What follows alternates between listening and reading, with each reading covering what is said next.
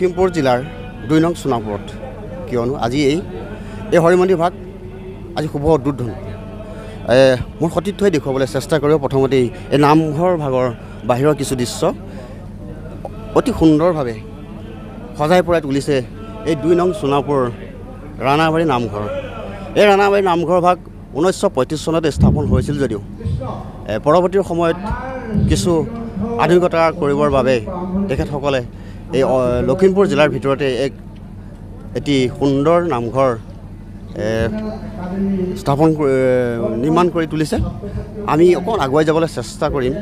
আমি প্ৰথমতে দেখুৱাবলৈ চেষ্টা কৰি আছোঁ ভক্তৰ লানি নিচিঙা সোঁত। আজি এই ২ নং সোণাপুৰত ভক্তৰ লানি নিচিঙা সোঁত মোৰ সতীৰ্থই দেখুৱাই আছে সমগ্ৰ নামঘৰটোৰ দৃশ্যাৱলী।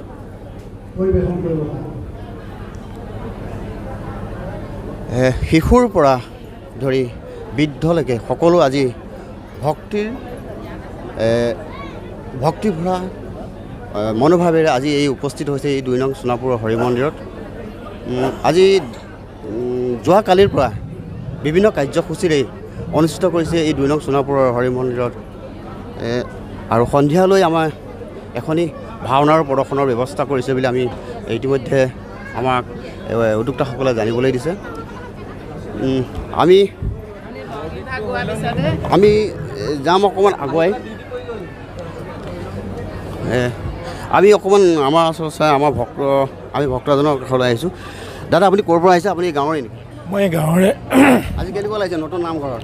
নতুন নামঘৰ মানে এইটো এটা আমাৰ সকলোৰে এটা সপোন আছিলে। এই সপোন বাস্তৱত আজি ৰূপায়িত কৰিলে আমাৰ গাঁৱৰ যুৱকসকলে, যি দুবছৰীয়া এটা কষ্টৰ বিনিময়ত গাঁৱৰ ৰাইজলৈ আৰু সম্পূৰ্ণ সকলো অসমবাসীলৈ এটা ধৰ্মীয় পীঠস্থান হিচাপে আজি উৎসৰ্গা কৰি দিলে।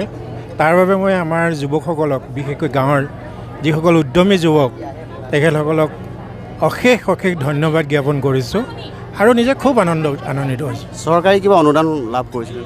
মই জনাত চৰকাৰী অনুদান একো নাই। সম্পূৰ্ণ ৰাইজ চৰকাৰৰ ফালৰ পৰা 2 লাখ টকা ন 7 লাখমান চৰকাৰৰ ফালৰ পৰা অনুদান আছে আৰু বাকীখিনি সম্পূৰ্ণ যিমান টকা খৰচ হ'ল সেয়া সম্পূৰ্ণ গাঁৱৰ ৰাইজৰ স্বতঃস্ফূৰ্ত বৰঙণিৰে এই নামঘৰ। মানে আপুনি ক'ব বিচাৰে সম্পূৰ্ণ আপোনাৰ গাঁঠিৰ ধন, মানে 7 লাখ টকাটো এই নামঘৰ ভাগ আপোনালোকৰ নিৰ্মাণ অসুবিধা হৈছে, সেইকাৰণে আপোনালোক গাঁঠিৰ ধন খৰচ কৰিব গাঁঠিৰ হ'ল। গাঁৱৰ ৰাইজৰ গাঁঠিৰ ধন মানে এইটো গাঁঠিৰ ধন বুলি ক'ব নোৱাৰি। আচলতে এইটো এটা গাঁৱৰ ৰাইজৰ এটা উৎসাহ। ধন খৰচ কৰালৈ গুৰুত্ব দিয়া নাই। গতিকে হয়, চৰকাৰৰ কিছু অনুদান লাভ কৰিছিলে যদিও ৰাইজৰ গাঁঠিৰ ধন খৰচ কৰি এসকলে নিৰ্মাণ কৰি উলিয়াইছে এই নামঘৰ ভাগ।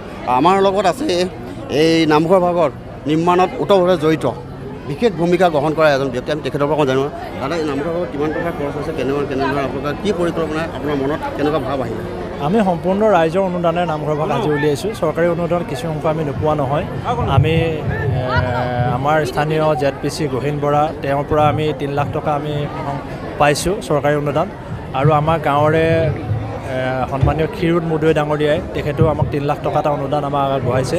চৰকাৰী পুঁজি হিচাপে আমাৰ ইমানেই।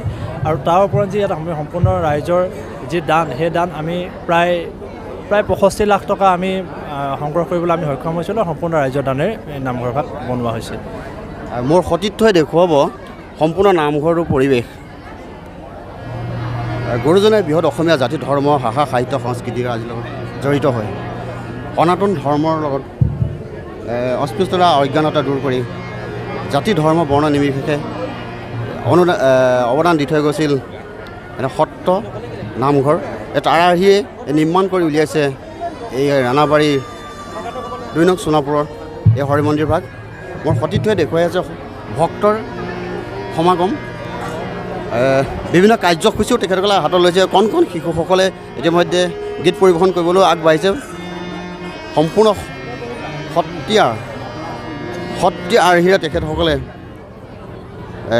শংকৰদেৱৰ আৰ্হিৰে তেখেতসকলে অনুষ্ঠিত কৰিব লৈছে আজি এই ২ নং সোণাপুৰ নামঘৰৰ প্ৰতিষ্ঠাপক আজি প্ৰতিষ্ঠাপক বুলি ক'লে নহয় আচলতে এইটো আজি উদ্বোধন কাৰ্যসূচীটো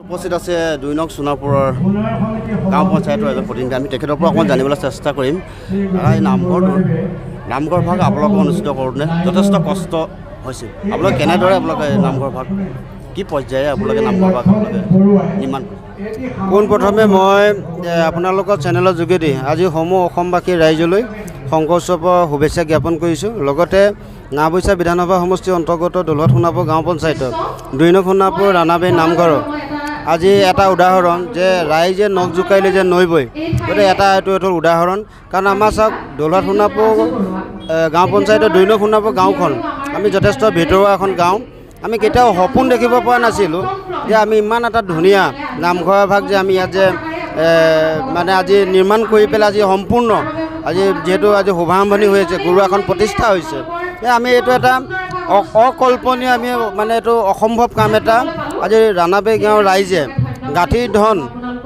গাঁঠিৰ ধন ভাঙি পেলাই তো তেখেতলোকে আজি মানে অসম্ভৱ কাম এটা সম্ভৱ কৰি তুলিছে আৰু লগতে মই যিহেতু এই পঞ্চায়তখনে মই আঞ্চলিক সদস্য হিচাপে আমাৰ আঞ্চলিক পঞ্চায়তৰ পৰাও আমি 3,09,000 টকা এটা এই নিৰ্মাণ কমিটিলৈ আমি দিছিলোঁ কনষ্ট্ৰাকশ্যন কাম অলৰেডি হৈ গৈছে যাই কি নহওক ভাল লাগিছে বহুত দিন এটা সপোন আছিলে আৰু ধন্যবাদ দিছোঁ আমাৰ নিৰ্মাণ কৰ্মীৰ প্ৰত্যেক সদস্যলৈ তেখেতলোকে দিনে ৰাতিয়ে যিমানখিনি কষ্ট কৰিছে আমাৰ ৰাণাবাৰী গাঁৱৰ সমূহ যুৱক যিসকলে কালি ৰাতিলৈকে আপুনি কালি ৰাতি 5টা বজালৈকে কালিলৈকে আমাৰ 5টা বজালৈকে আমাৰ কাম চলি আছে ঠিক তেনেকৈ সদায় মানে গোটেই ল'ৰাখিনিয়ে নিজৰ কামখিনি কৰিও তাত যিখিনি সময় পায় সেই সময়খিনি বাহিৰত আমি সময় নিদি পেলাই সেই নামঘৰটো দিছিলে গতিকে সেই যুৱক যুৱতীসকললৈ আই মাতৃসকললৈ আমি সকলোলৈ ধন্যবাদ জ্ঞাপন কৰিছোঁ আৰু যিসকলৰ ডাটা যোগেদি আজি আমাৰ এই সপোনৰ নামঘৰ ভাগ আজি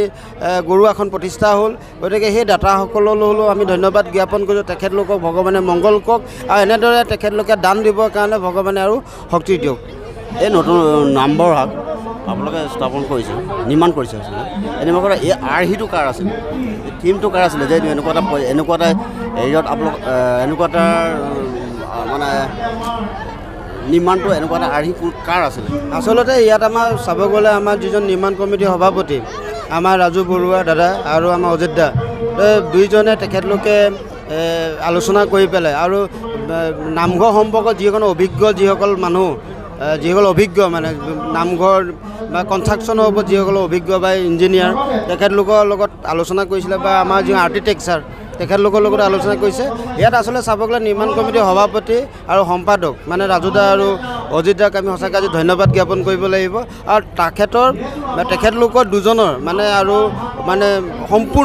সম্পূৰ্ণ মানে নেতৃত্বতে ধৰক আজি গোটেই নামঘৰ ভাগ থিয় হৈছে আৰু কি আজি আৰু কাৰ্যসূচী কিবা হাতত লৈছে নেকি নহয় এতিয়া আমাৰ কিবা স্মৃতি গ্ৰন্থ এখন এতিয়া উন্মোচন হ'ব তাৰপৰা পিছলাৰ পৰা আমাৰ আহিছে হৰিনামৰ দিহানামৰ প্ৰগ্ৰেম এটা কৰিবলৈ কণ ল'ৰা ছোৱালীবিলাক আহিছে পিছলা একাডেমীৰ পৰা তাৰপৰা ৰাতিলৈ আমাৰ ভাওনা আছে কাইলৈও ঠিক তেনেকৈ ৰাতিলৈ ভাওনা আছে দিনতো প্ৰগ্ৰেম আছে আপোনালোকৰ কি 3 দিনীয়া কাৰ্যসূচী হাতত লৈ পেলাই আপোনালোকে 3 দিনীয়া